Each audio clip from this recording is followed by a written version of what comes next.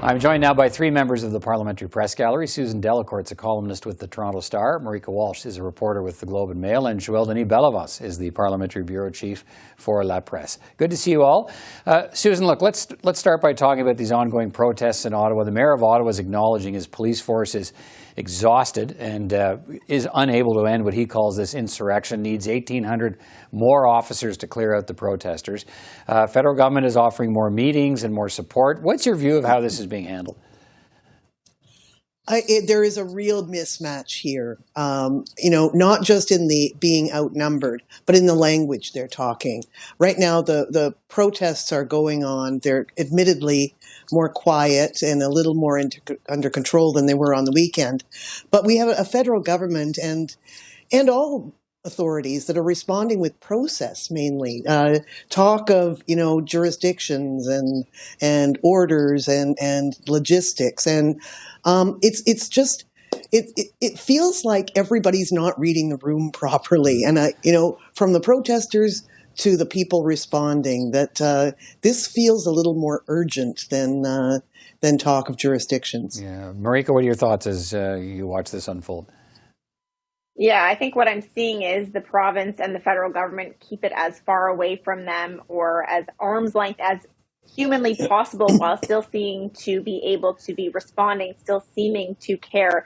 The province and the Ottawa police can't even agree on how many OPP officers they actually have here right now. So I'm not sure that's invoking confidence in the citizens and the residents of Ottawa, who are understandably and rightfully very frustrated.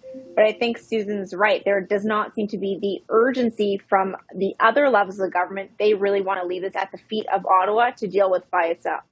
Right, and it raises lots of questions of confidence, I think, doesn't it? I mean, look at we've had protests this past weekend in Winnipeg, Quebec City, Toronto.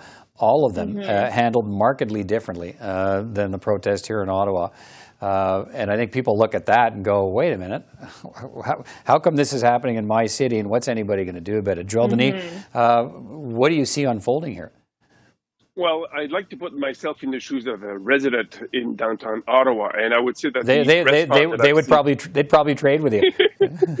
Yes, I think so. Yes, but I would say that the response so far from authorities have been insufficient, and not enough is being done to get this protest done with, and so the level of anger is rising by the minute in downtown Ottawa, and I think it's being shared by a lot of people across the country.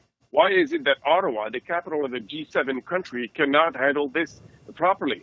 And I've talked to some cabinet ministers today, and they're floating some ideas that maybe we should extend the perimeter under the jurisdictions of the Parliamentary Protective Services wider than it is right now, so that you wouldn't have any confusion over who has jurisdiction over what street in Ottawa to take control of this protest.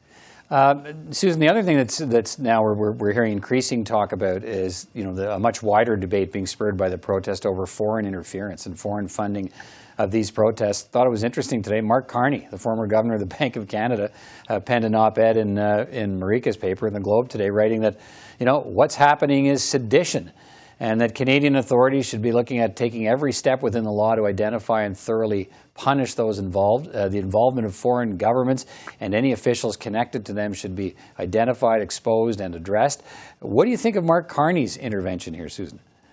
Explosive, but I think it is the game changer in this whole thing. I think all of us watching TV over the weekend, those of us who were sort of attached to this thing, we're sort of stunned by seeing Ted Cruz, of all people, supporting this convoy and getting all huffy about the fact that Texans' money had gone toward it too. This is something that we're going to have to address too. We have lots of rules around foreign interference in our elections. We have lots of rules around foreign ownership of our media, but the idea that Americans and, worse, Trumpites sort of sauntered into to bring their brand of populism here to our nation. I think this is a game-changing part of this debate. As is the whole, Marieke, the whole way of fundraising now. We know the protesters were cut off by GoFundMe, but Now, there's a number of other sites raising funds, including the Christian crowdfunding site Give, Send, Go, collecting almost, I think at last check, was $5 million in donations.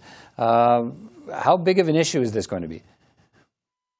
Well, I mean, it's a bit like whack-a-mole, right? The Ottawa police cut off GoFundMe, negotiate with them, and then all of a sudden another one comes up. I think people need to be very careful when they're talking about what foreign funding they do support and don't support, because lots of other protests, lots of other charities in Canada do get foreign funding. So we need to be careful when we're talking about that.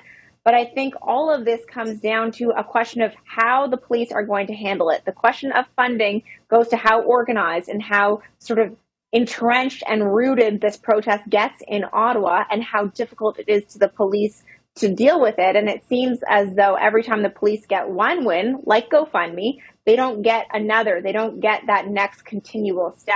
Yeah. Clearly, in terms of the communications, they're doing a better job explaining what they're doing.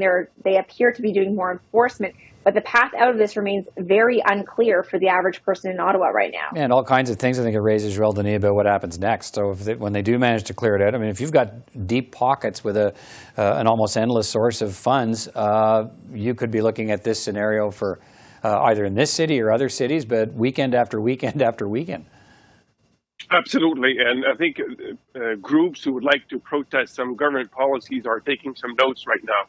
How do you make sure that your protest is going on and you can have your message heard in Ottawa, and even cause disruption to the city, to the core of the city in front of Parliament Hill? So obviously there will have to be an autopsy about this protest. What went wrong? And not much went right, obviously, because the city is not under control by authorities right now. And so make sure that this is not repeated, because this could become a regular pattern in terms of protests that we can see in Ottawa. I'm sure that other groups are taking note right now. All right, let's talk. I want to talk about one of the fairly active supporters of the protesters. This weekend, Pierre Poilievre confirmed he will seek the Conservative Party leadership, although he didn't actually say or mention the name of his party. Instead, he announced he's running to be Prime Minister to give Canadians back control of their lives. Here's a little taste of his social media announcement. Trudeau thinks he's your boss. He's got it backwards. You are the boss. That's why I'm running for Prime Minister, to put you back in charge of your life. Together, we will make Canadians the freest people on earth. All right, Susan, the race hasn't even officially started yet, but some Conservatives would like a speedy contest with a Pierre Poilievre coronation. What do you think the leadership race needs to be about? I think it needs to be about whether there is a viable conservative movement, or whether we are back now in the 1990s where there were two strains of conservatism that couldn't live within one party. I think that is the immediate discussion for this too. On the issue of who's boss, I've been around politics for a long time. As long as I have been covering politics, I have heard politicians saying, the power should be with you, not in Ottawa. So he's playing the anti-Ottawa card as an Ottawa politician, as a career politician. But, shamelessness is not an offense in politics. Marieke, look, we're already seeing Conservative MPs line up behind Pierre Poilievre. A lot of people are talking about how this could be a coronation. What do you think? Well, there certainly appear to be trying to make that the case, right? I think that the rollout that we saw this weekend from Pierre Poilievre and his team, where virtually the vast majority of the caucus seemed to be supporting him within minutes of his announcement. You had people like John Baird coming out in his support, is designed to make him look unstoppable, unbeatable, to dissuade other people from entering the race. So it's clear that they don't want a competitive race. They want this to be as easy as possible. And that might be because of what happened with Peter MacKay in the last race, where, the assumption around Ottawa, around political circles among Conservatives, was that Peter MacKay would walk away with that. And then Erin O'Toole came from behind. So, I think a lot of people within the party want a healthy debate, want a competition to suss out and figure out those things that Susan was exactly talking about. whether we'll get that when it's the third race in 7 years, I'm not sure. Okay, Joël Denis, let me finish with you. A prominent Conservative MP from Quebec, Alain Reyes, quit as Quebec lieutenant of the party over the weekend. He says he wants to engage in the leadership race, not as a candidate, but to look for a candidate to get behind, to bring a certain voice to the leadership race. What's he looking for, and how is his decision connected to the candidacy of Pierre Poilievre? Well, it is directly connected to his candidacy, the candidacy of Pierre Poilievre, and Monsieur Reyes is very much active on the phone right now, trying to convince, namely, Jean Charest, the former Premier of Quebec, to run.